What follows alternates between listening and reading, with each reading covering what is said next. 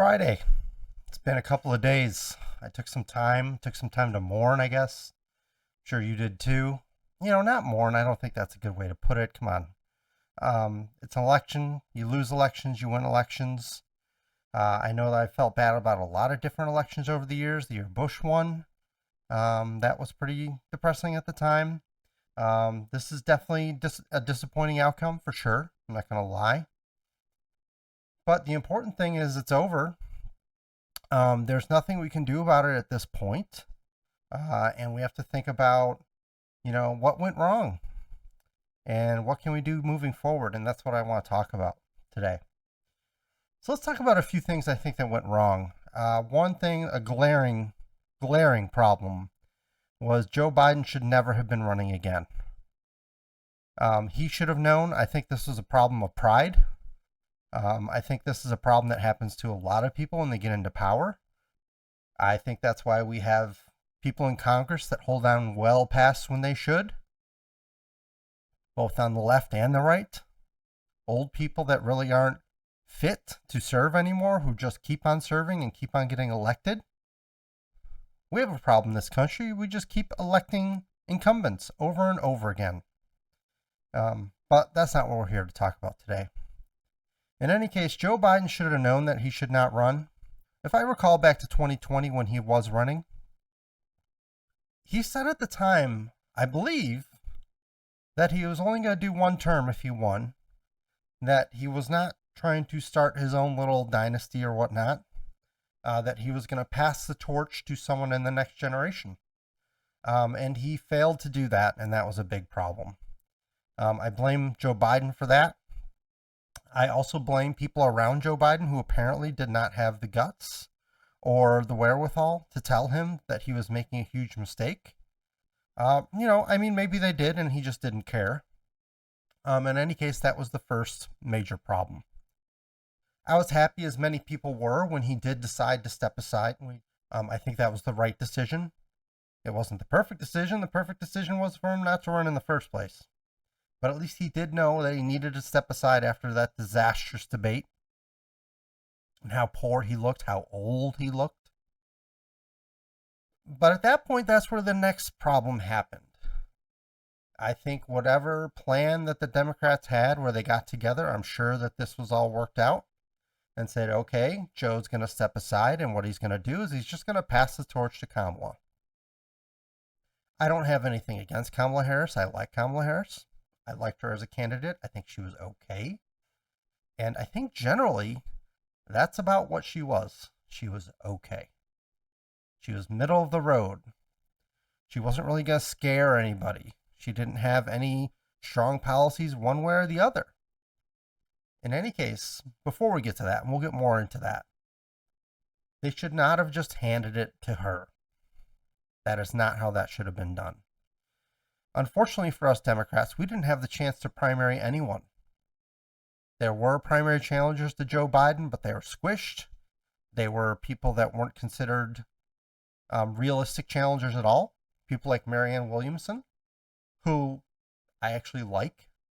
I think at least she has the guts to say some of the things that we should be saying about the state of this country and what we need to do moving forward, which I think Democrats no longer have those guts, and they haven't had those guts in a long time.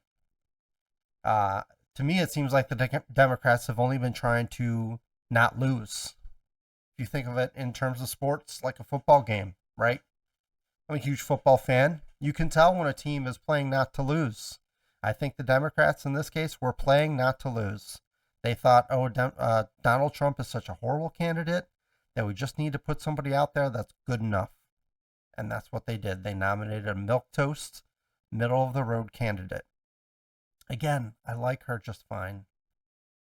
I would have liked her as a vice president. I may have liked her if there was some sort of primary, which is what should have happened. After Joe Biden stepped aside, there should have been some sort of primary. Yes, it would have been crazy. Yes, it would have had to go really fast. Yes, it would not be the standard primary, and there would be a lot of questions how it would all work out. The Democratic convention likely would have been chaos trying to decide who was going to be the nominee. But at least then we would have had the chance to see some candidates and hear from some candidates and make a choice of some kind. But nobody made a choice. The people that made the choice were in secret rooms somewhere in Washington, hanging around with Joe Biden. Maybe it was Nancy Pelosi. Who knows? Who knows who it was? They all got together and made the decision for us, and that's insulting that they did that and didn't give us the chance to make our own choice at any point. Be that as it may, like many of you out there, I'm sure, I got behind Kamala Harris. I was disappointed in that outcome immediately because I had hoped that there would be some sort of primary. But I also was not going to shy away from supporting the Democratic candidate. I thought she was fine. And that's one of the key points that I want to make today.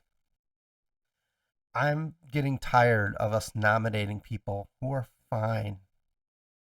We're nominating people who are middle of the road, people who won't scare anyone, people that don't have any solid, interesting positions. Nobody who has any sort of personality or any sort of interesting position on anything, really truly forward thinking. And I'm tired of that. I want us to move forward from that. So that was a huge mistake. Joe Biden should not have run. When he did step aside, we should not have just handed it to Kamala Harris. There should have been some sort of open primary. I would have loved to see some of the possibilities out there. I think there were some good candidates that we could have had. Josh Shapiro could have got his chance out there. Somebody like Gavin Newsom, if they had opened the gates, I'm sure he would have come in. I'm not a huge Newsom fan, but at least he's got something. He has some sort of charisma. He's likable. Pete Buttigieg, who I'm a big fan of. In any case, they should have done something different for what they did, and I'm not happy how that turned out. And now we got to see how that turned out. I think we were all kind of hoping against hope that it was going to work out. That's how I felt, the last few weeks, the last couple months.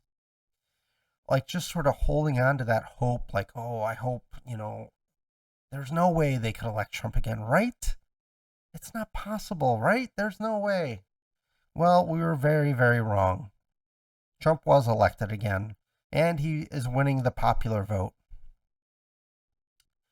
I'm also going to take a moment here to say that I don't think that people should consider this embarrassing that we nominated Trump again. I think we should look at it and think about what does this tell us.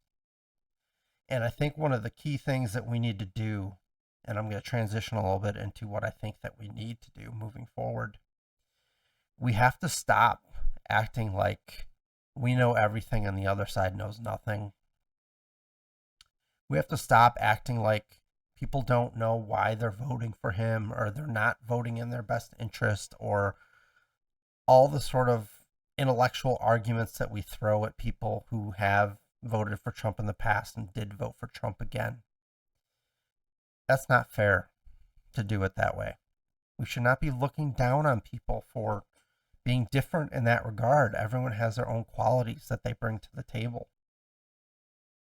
And we should be thinking again, think about what is it that made them vote for Trump again?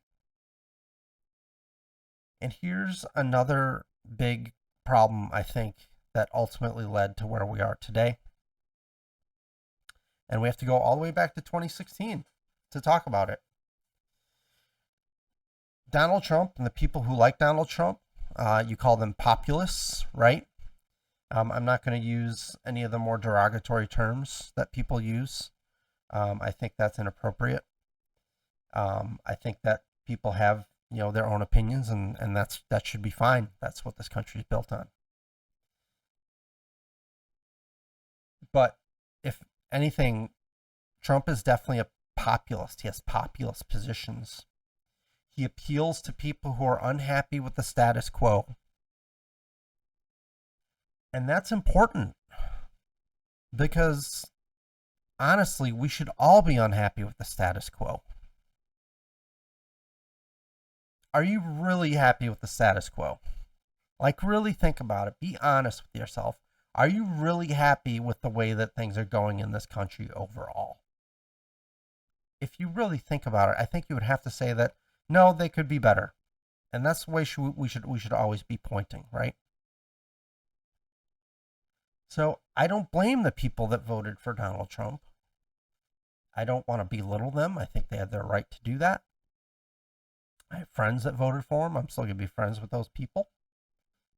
I'm unhappy that that ended up that way, but that doesn't mean that, I get to throw a fit and take my ball and go home, right? But they're just not happy with the direction of our government and the lack of care for regular everyday people, I think, is the real problem. It's about positions that appeal to regular everyday people. And think about the Republicans and the Democrats. I know in a lot of cases, as Democrats, we want to say, well, we care about the people. We care about unions. We care about things like minimum wage, supposedly. We care about things like single payer health care, supposedly. But do we really? Or is that just window dressing for what we actually get in our Democratic candidates? In our candidates like Kamala Harris, like Joe Biden, who accomplished a lot, got a lot done in the sort of situation he was in, but ultimately has become a failure based on what happened with Trump taking office again. Nobody can be happy with the way grocery prices are, right? You everyday people out there like me, are you actually happy with the way grocery prices are? No, you're not. You want them to go lower too. Gas prices are in a better place now than they were, but they bounce all over the place. I know my car insurance is more expensive than it used to be. Part of that is having teenagers, but there's a lot of things that are more expensive than they used to be. And although inflation has slowed, which the numbers will tell you, it doesn't feel that way.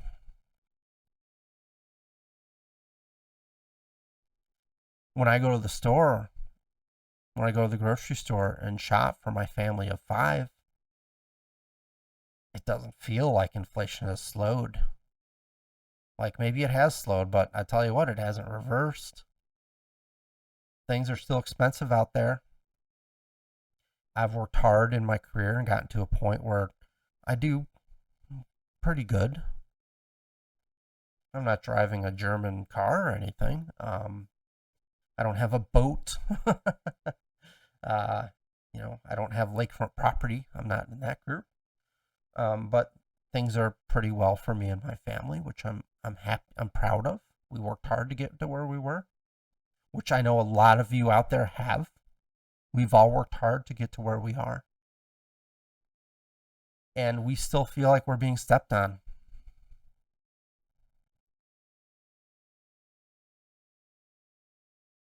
Can you really tell me that you don't feel like things are not great? I know that right now, as Democrats who are grieving our loss in this election want to think that, oh no, things were fine. We should have kept going down that path.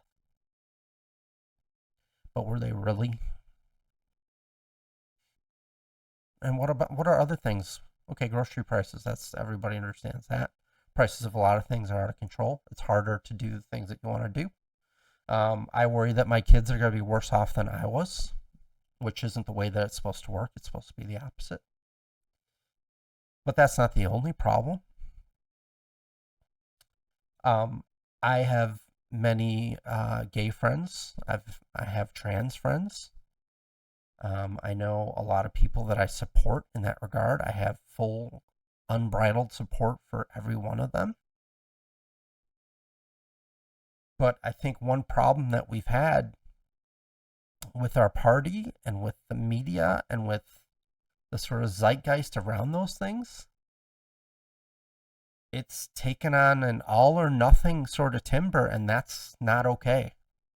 We can give them the rights that they deserve, and we can do that without belittling other people that maybe are not as comfortable with it. There's some things that Matt Iglesias said on Twitter shortly after this election defeat. I love Matt Iglesias. Been listening to him and following him for a long time. And he had some really strong, important points to make. I'm going to go over all of them in a little bit in this video. But right now, just around this one where we're talking about trans people and trans rights and what those sort of things mean. There are things that are socially constructed, that are social constructs. I can get behind that gender is a social construct. You know, as someone who has children, I know that we try hard to teach them many things. But if there's one thing I've also learned about having children, is you don't have a whole lot of control over how they turn out. They are all individuals and they make their own decisions ultimately. Yes, gender could be a social construct. The way people act and dress, I think they should have freedom to do whatever they want without consequence. But I don't think that we should have arguments that biological sex is anything other than a fact. And I don't mean that in a way that if you are truly a person who believes that you are different from the way that you were born, there's nothing, I absolutely support you in that. But we can't have the attitude that we have to force that on everyone.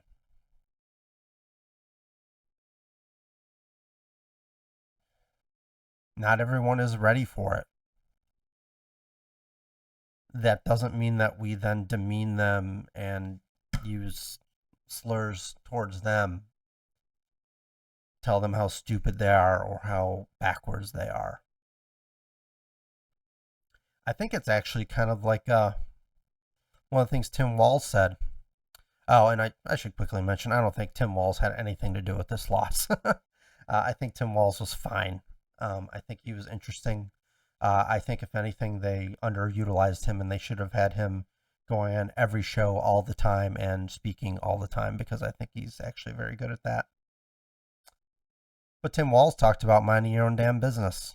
That was a thing he talked about as a Midwestern value. And I think that's something that could translate into this very issue I'm talking about with trying to force things, like force people to use the proper pronouns or the pronouns that you chose. You just can't force everybody to do what you want. And it doesn't help to belittle them, malign them for their positions. It takes time for some people. I think eventually more people will come around on it, and I think that's a good thing. But we can't force feed it to people. We can't absolutely, we can't absolutely make people do what we want them to do. I think that's true. So let's go back to talking about populism. I got myself sidetracked a little bit there. So Trump is a populist candidate. People who are unhappy with the direction of the government wanted to vote for Trump, and I don't blame them. Like I was saying before, I think if you really think about it, we should all be not perfectly happy with the direction of everything in the government. I don't think I've ever been happy with everything that was going on. I don't think you should be either. But liberals had a populism too, and the Democratic Party killed it.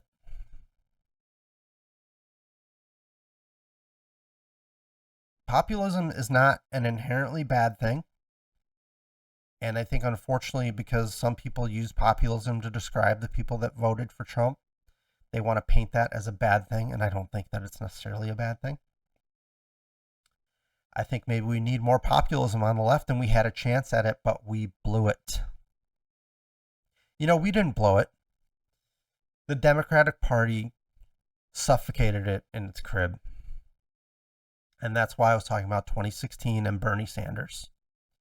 Bernie Sanders was absolutely a populist candidate, very much like Donald Trump. And if you think back to the people that supported Bernie Sanders at that time, A lot of those people are the people that then flipped to Trump in this past election. People like Joe Rogan. Joe Rogan had an interview with Bernie Sanders and he liked him. Right? And speaking of Joe Rogan, stop acting like he's the devil, because he's not. He's actually a very good interviewer. Do I agree with all of his positions? No. There's many people I don't agree with all their positions. That's okay. And what I like about Rogan is I don't think he allows people the space to do that, which is the only thing you can ask for someone. And he's awfully popular. It's a good show. I like the show. I generally don't watch the whole 3 hours or whatever, but I definitely watch some of it, and I find some interesting stuff. I'm a big nerd. I like stuff like UFOs, conspiracy theories, and stuff like that. So I like seeing some of that stuff on Joe Rogan. I do like him talking to people about politics and things of that nature. I like that Joe Rogan, you get to really dig into the issues and really get to the heart of what people care about or think about. But let's go back to that populism on the left. Bernie Sanders was definitely a populist candidate. He was pushing for things like single-payer health care, like a $15 national minimum wage. I'm in Wisconsin. You know what the minimum wage is here? $7.50 an hour, which I believe is the federal minimum wage. I don't think that we have a standard above that. We just go with the minimum that the government prescribes. I love everything about Wisconsin, but it's politics, I think, is what I'd say. I love living here.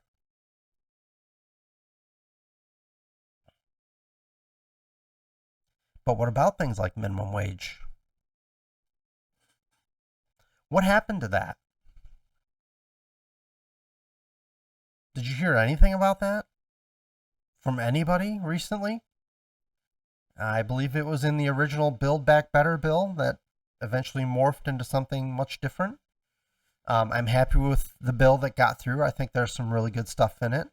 But you know what? They ditched some other really good stuff to get it through. And one of those things was a $15 minimum wage. Like I said earlier, I'm older. I'm in a position where I don't have to worry about the minimum wage. That's for sure. But there was a time when we first had kids, me and my wife, and she stayed home with our kids when we had our first baby. She was originally going to take off like about 6 months and then go back to work. And she did not go back to work for 12 or 13 years instead, which was a fantastic decision. But the reason I bring that up is it was tough.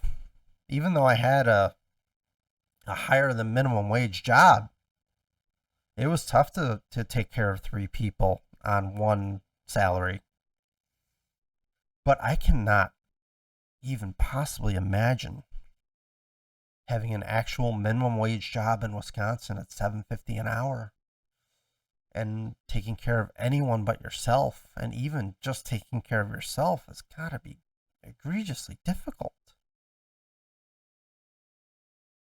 How is that the minimum wage? And why did we stop fighting for it? I think as Democrats, we stopped fighting for everything.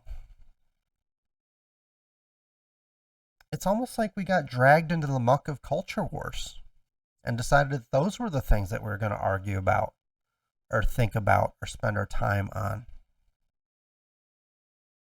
And yes, the Roe v. Wade thing was huge, and that was a nuclear detonation for our party, and changed a lot of things and put a lot of focus in that direction, which, again, I am a liberal, I am a Democrat, and I support those things through and through as well.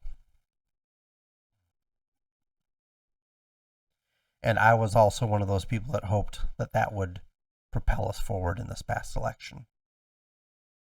But it did not. So yes, I think abortion is important. We should do better with that with various states. Wisconsin can do better with that. We have problems here. We're not as bad as some of the other states that have really restrictive bans in place. I don't think that should be a thing. That should be a thing we're fighting for. But we should go back to fighting for the minimum wage. We should go back to fighting for single payer health care. We should go back to fighting for regular everyday people. And you regular everyday people out there, I consider myself a regular everyday person. Like I said, we do okay. We are not rich. No. I still have to watch my bank account balance like a hawk.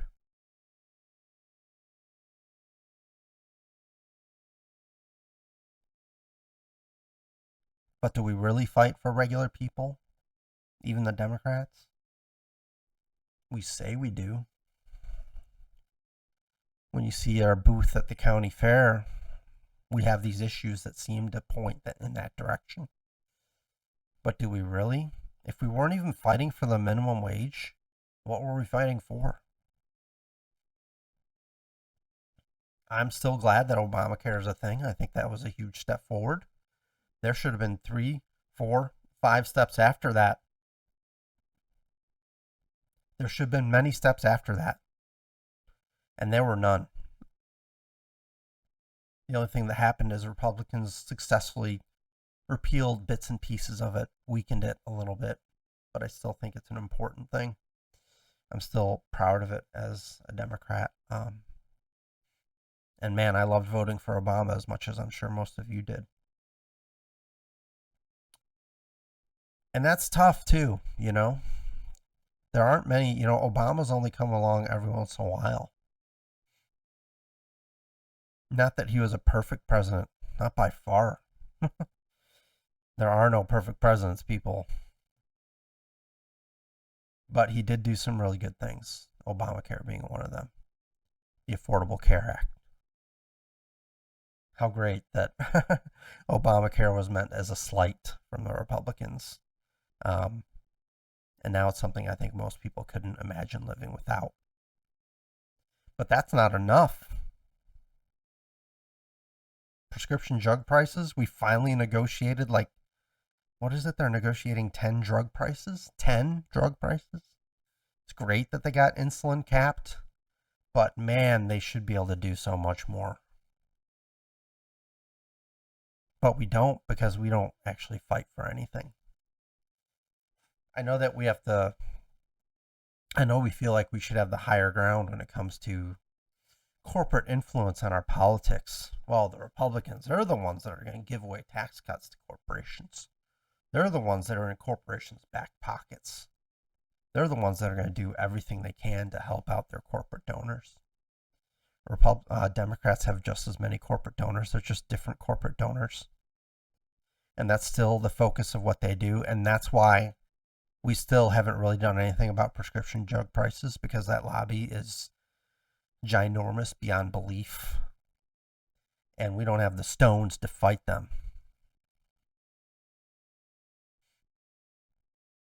You know who had the stones to fight them? Bernie Sanders.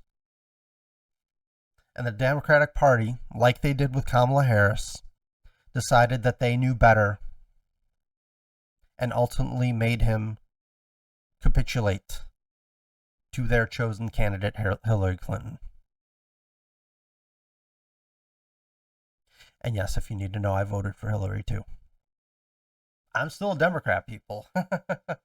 Don't you worry. They still get my votes.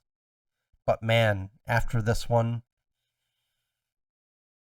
things have got to change. And that's why I'm making this video. I think this is our opportunity. This might be our chance. We got our butts handed to us on Tuesday. We got embarrassingly beaten on Tuesday. Many of us were so sure, well, they couldn't possibly elect Trump again, could they? No. They're allowed, but there's a silent majority out there or something. Well, guess what? There was no silent majority. They took us behind the woodshed. They won the popular vote. So that's our opportunity. We can't just let the Democratic Party and the machine and those in power and those that have been making these backroom decisions for us, we can't allow them to continue to do that.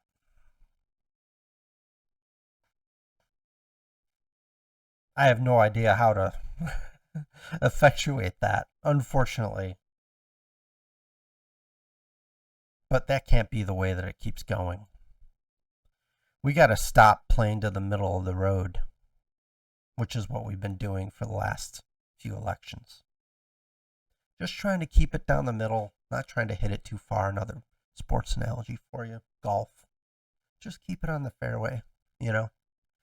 We're basically, as Democrats, we're hitting the 6-iron off the tee every time because we want to make sure we keep it in the fairway, but it's only going 150 yards. And that's not good. Nobody wins golf that way. I hate to break it to you. Nobody. Well, unless it's a league full of octogenarian golfers, maybe. But we need to start pulling out the driver again. We need to go for the things that really matter. Abortion is one of those things. Single payer health care is one of those things. The federal minimum wage that makes sense is one of those things. And man, I'm afraid to even say it, but all the money that's in politics on both sides. Boy, oh boy. I don't know how we deal with that, but we got to deal with it. There's got to be something. There's got to come a point where that stops. Unfortunately, I'm not so sure that this administration that we're going to get is the one that's going to do it. But that should be another thing that we're fighting for. We can't let corporations and the very rich have such an outsized impact on the direction of our country. There's so many of us regular people out here. We got to fight for what we actually want.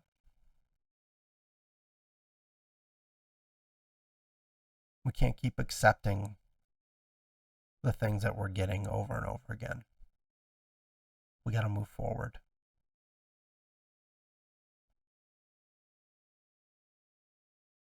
So let's talk about those things that Matt Iglesias said that I mentioned.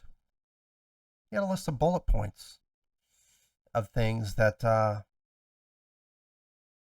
he sees as a path forward for liberals, for Democrats, for the party.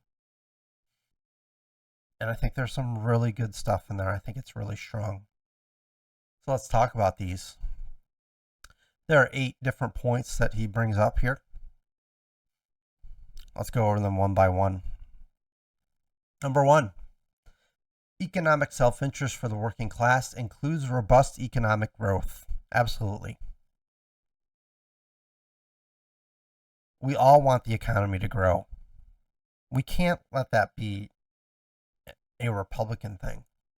I think unfortunately right now a lot of people just think, oh, well, if you want a strong economy, you want Republicans for some reason. When if you look at the economy under Democratic presidents, it works out really well and is usually far better. In any case, we need to make sure that that's a part of the way that we think. Like helping those people, the regular people, building a better economy can and should do that. This does not mean there should be more wealth disparity, more trickle-down economics, any of that stuff. It just means a good economy should help people. So that should be part of one of the things that we fight for. Number 2, climate change is a reality to manage, not a hard limit to obey. I think Democrats get the rap that, we're sitting on high and telling people what they should and shouldn't do. And climate change is one of those things where we do that. Where we kind of say, shame on you for your fossil fuel usage. Shame on you for not having an electric car. You should have an electric car because you don't have one. You don't care about the environment. Shame on you for not separating your recycling properly. Shame on you for the things that you do. And I think it's important to recognize that absolutely climate change is a problem that we have to manage, but we have to do it in a way that makes sense.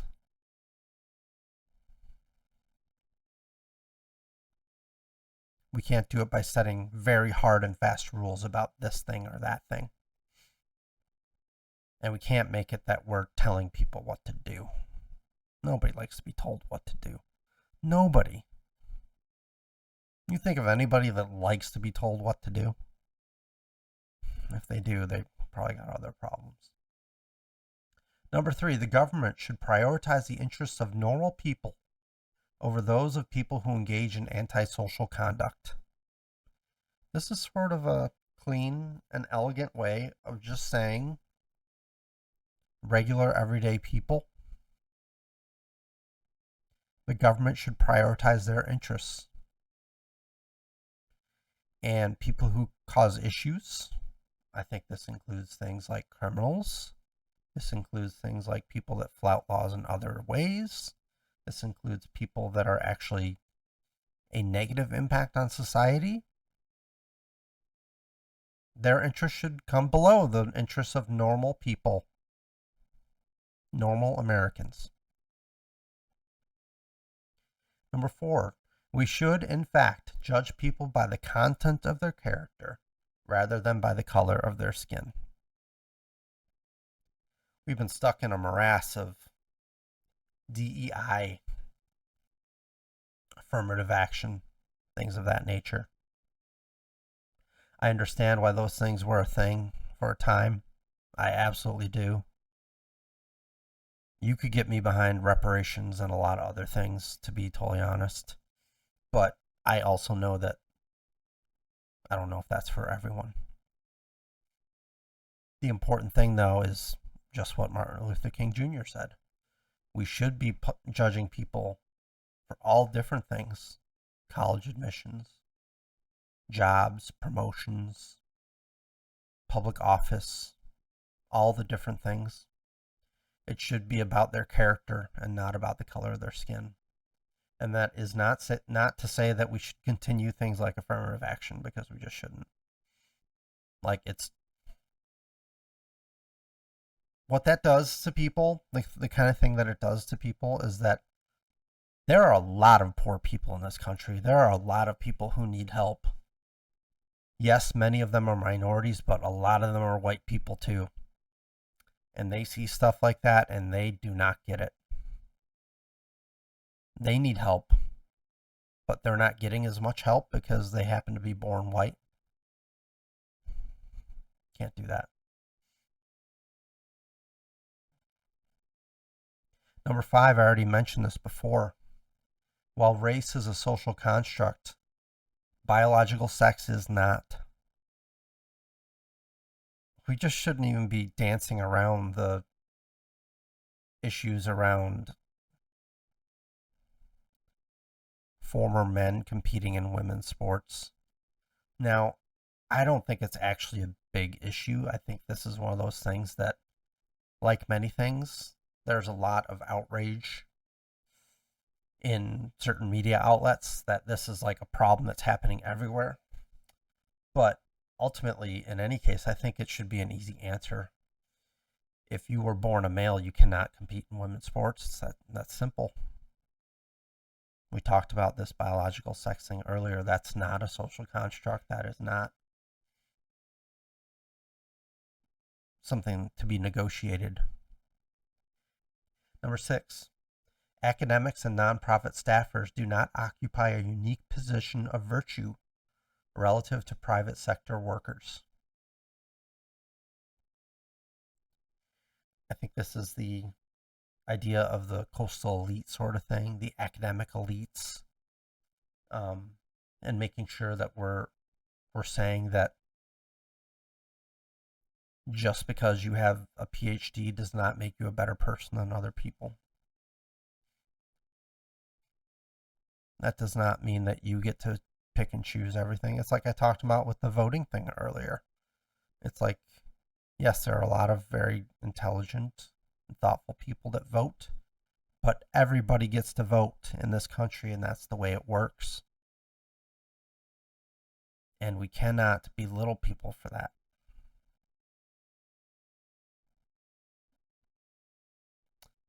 Number 7, politeness is a virtue, but obsessive language policing alienates normal people and degrades the quality of thinking. This is similar to the biological sex thing, in my opinion. This is another area where we cannot force everything on people. Politeness is a virtue, but it's not it's not something you have to be. You don't have to be polite.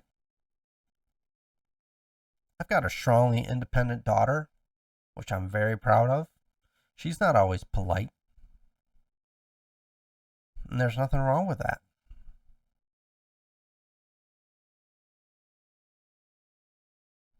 And policing language is just a thing that has to stop. You know what? It's just hard for some people, and we just need to have grace. We need to just go, okay, and just move on. Don't think about it. Don't start arguing with them or telling them how wrong they are. They're them, you're you. Move on. Mind your own business. And the last one, we are equal in the eyes of God, but the American government can and should prioritize the interests of American citizens. We absolutely should.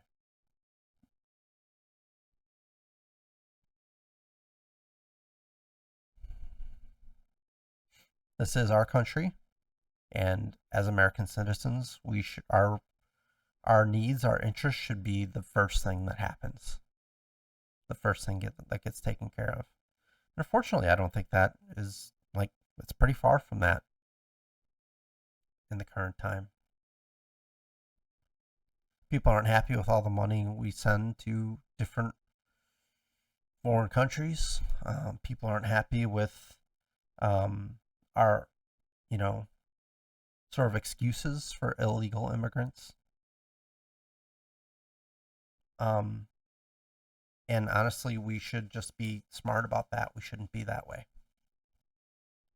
Because when the rubber meets the road, you get down to the brass tacks, American citizens should get all the attention they deserve first and foremost. Well, I forgot one. Had to come back a couple days later and add it in here. Is number 9 here. Public services must be run in the interest of their users, not their providers. I do think that this is another good bullet point here from Matt Iglesias. I think the American people need to see that the public services care about them, their end users, more than they care about the people that provide those services. It's a simple thing, really, I think. Because we need to have trust in the public goods that we provide, and some of that trust has eroded over time. I don't know all the reasons for that, but some of that trust is not there anymore, and we need to get it back. So really the things that we provide at a public level, they have to be most beneficial to the people that are actually getting those services delivered, not beneficial to vendors or contractors or the actual public works business itself. That should all be secondary to the users. I work in e-commerce, and for me and my job, it's all about the customer, and that's what it should be in public services as well, and it isn't always the case. So every time I say 8 things in this video, please ignore it and know that I know there are 9. And there are 9 good things to think about. So one of the things that I like about these things is Matt puts us in positions that get us away some of the things that have alienated us, I think, from the center and from the right. and just try to make it seem like we're not coming out of left field with a lot of things. And I think we can do that and still fight for things like a federally mandated minimum wage of $15 an hour, because I think that sort of thing is important. We can fight for abortion rights, and that can still be, and these things can still apply. We can fight for single payer health care, and these things can still apply. So I really like these things. It's just at the very least, just things to think about when you're thinking about the Democratic Party going forward. And some of the areas where maybe we have overstepped, some of the areas where maybe we have gone a little bit off the rails, and we need to get back on them.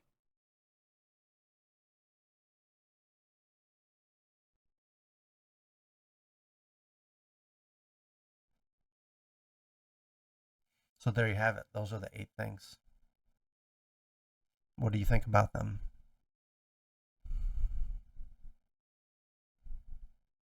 I feel like they're common sense. I feel like there are ways to get away from the stuff that is dragging us down in the eyes of Republican voters, Trump voters, people who voted for the other side. I keep saying again and again here, we shouldn't be belittling anyone. We should not be telling people how stupid they are for their vote. We should not be telling people how stupid they are for thinking what they think. Everyone's different. Everything's complicated. This stuff ain't easy. And for a lot of people, all they know is that their life is not as good as it should be. And they have the right. They have the right in this country to do what they want to do, to vote who they want to vote for. Am I worried about what things that could happen? Sure, absolutely. But that would just be howling at the moon. It's not going to do me any good. This election is done. Trump will be the president in January, and I will support my president like I did before. I think we all should. We should support him. And we should hope that he does the things that are actually right for all the American people. And maybe he will do some good things, you know? Don't count him out. Because we're going to have him for 4 years. Regardless of how you feel about it. Try all you want. It's not going to change anything, you know? It's sad but true. So we got to be positive. I think we got to be positive. We got to support who our president is. We do have to fight against the things that are problematic, but we have to do it in a way that's intelligent. And I think the most important point that I'm trying to make here,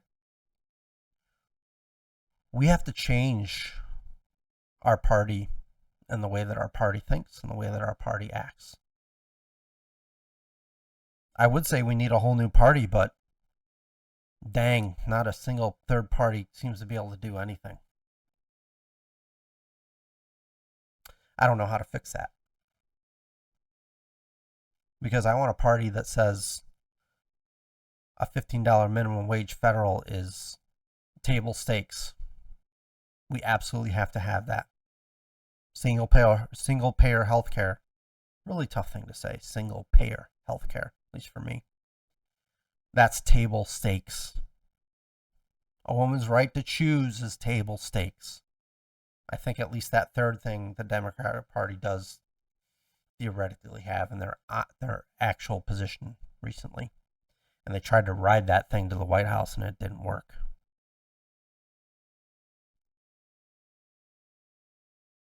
But think about the things that we really need to do. And let's start doing them. Stop being satisfied with these backroom deals in the Democratic Party. Stop voting for the same recycled candidates that we keep getting, the middle of the road milquetoast people that we keep getting. Find somebody interesting to support. Find somebody interesting who has new ideas and who's going to fight for things that matter. I think there are a few politicians out there that will fight for things that matter. I think AOC is one of those people. I think the whole squad in general. would qualify there. I think there are other people too. There aren't nearly enough, though. And we need to have more people like that. And we need to stop letting the Democratic Party decide that we're going to keep going to the middle of the road. That the best strategy is to move to the center, because that's obviously not true. Look what just happened. Trump not only won, he won the popular vote. The Republicans have the Senate. They're very likely to have the House. I don't think it's figured out yet, but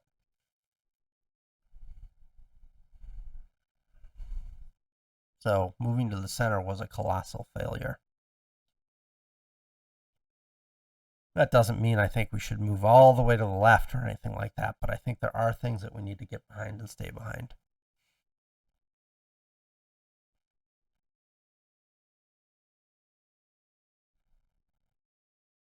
That's what I wanted to say today.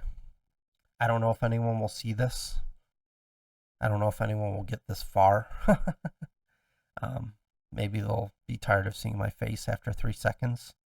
I know it's tough on YouTube, but I'll put it out there. If you liked it, you have a few things to say, I'd love to see it. Like the video, whatnot. I'd love to see it. And I don't intend for this to be the last one, because there's a lot more things that I have to say or could say. The most important thing is I want us to move forward. I want us to take the high road. Let's take the high road, okay? I know it's hard, but don't go out there and berate people you know that voted for Trump. There are reasons that people voted for Trump that are valid. Maybe they make 0 sense to you, and that's totally fair. I understand that. But that wasn't your vote. That was their vote. And they get it. They have a right to it. Be the better person. Figure out what it was that they wanted and see if we can figure out how to make that something that they can see in our party. Right? That's what it should be all about. What is it that you want to see? How can we help? Because I think we can be the actual party that cares about the regular people again. We're not there right now, but we can get there. So let's give it a shot. Thanks for watching.